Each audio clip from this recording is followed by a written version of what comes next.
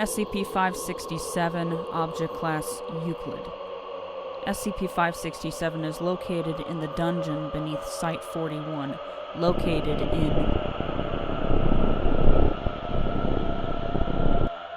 It consists of a series of 8 cells, designated SCP-567-1 through SCP-567-8. With the majority of people, objects, the cells remain inert. However, when individuals meeting certain conditions come within 2.5 meters of a cell door, shackles will materialize and launch from the inside of the cell, restraining the subject and dragging them within. Once the cell door closes and locks, both the subject and shackles vanish, leaving behind no trace of any kind.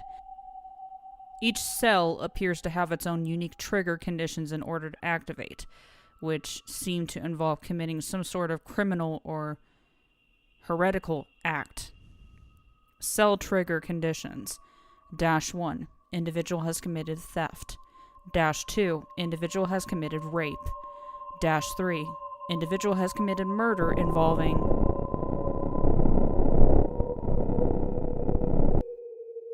-4. Individual has committed murder involving...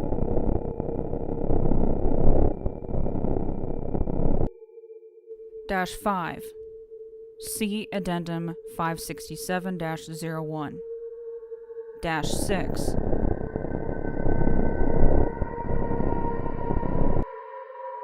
-7.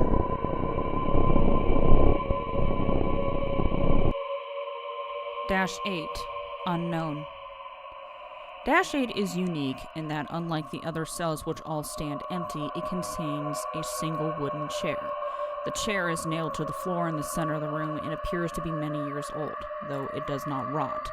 -8 has never activated. On rare occasions, the cell doors of SCP-567 will open and release an entity, given the designation SCP-567-9-X, the X being replaced with an integer.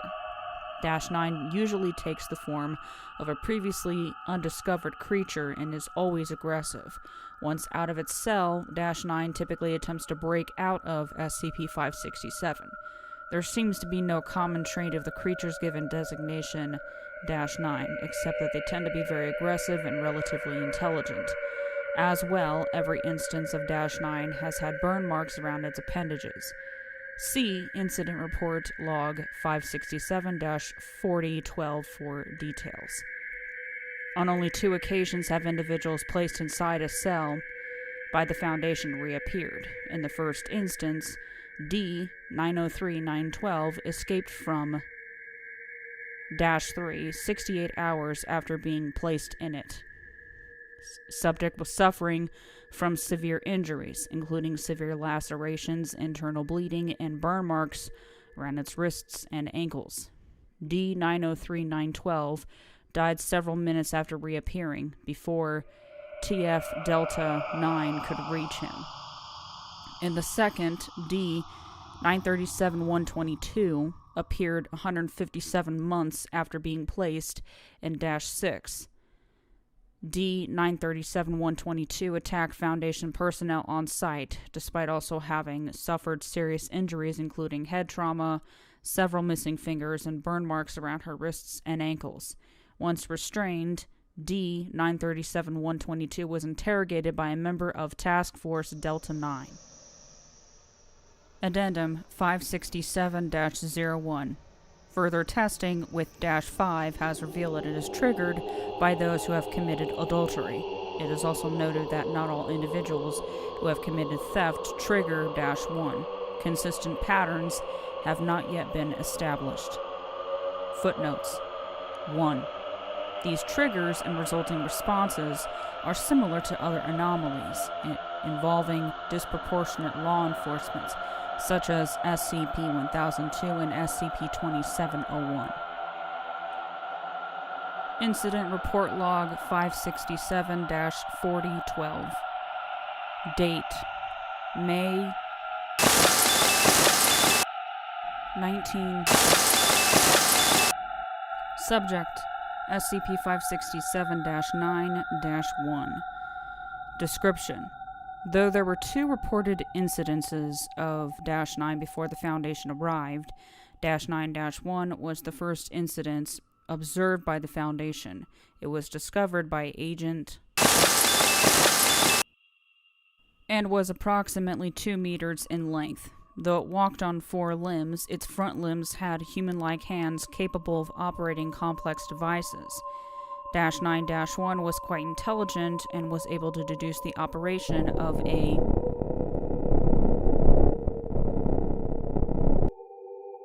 There were a total of 14 casualties prior to its containment. Date: June 19. Subject: SCP-567-9-2. Description: -9-2 appeared shortly after Site-41 was fully established and quarantined, and took the form of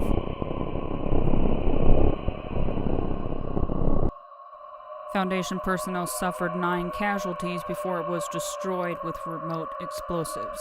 Agent who participated in the containment of -9-2 is currently undergoing psychological counseling for his experience.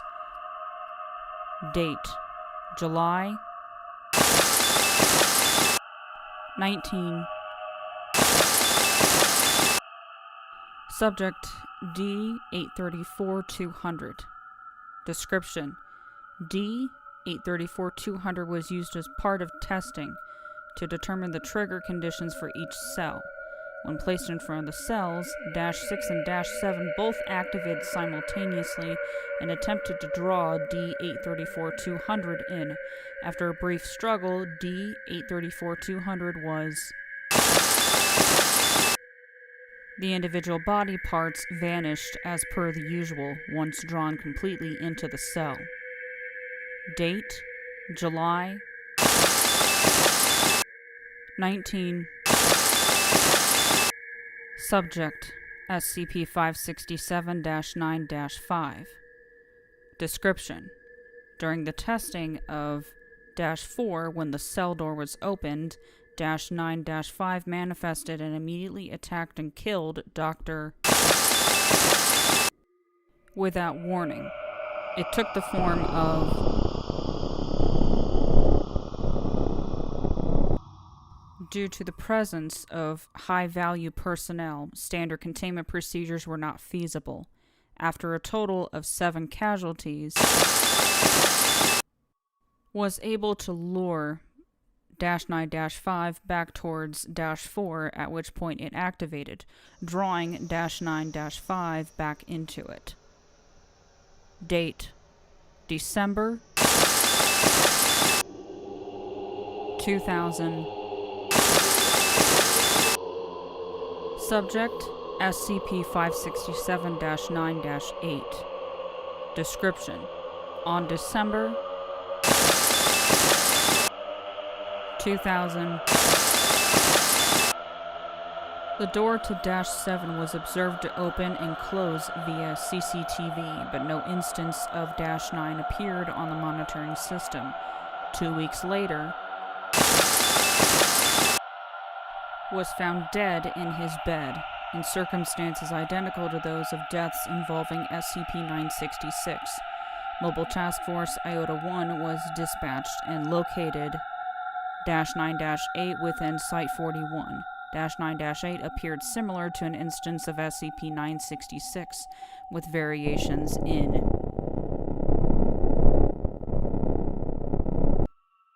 -9-8 was successfully contained, and facility cameras were upgraded to observe additional wavelengths.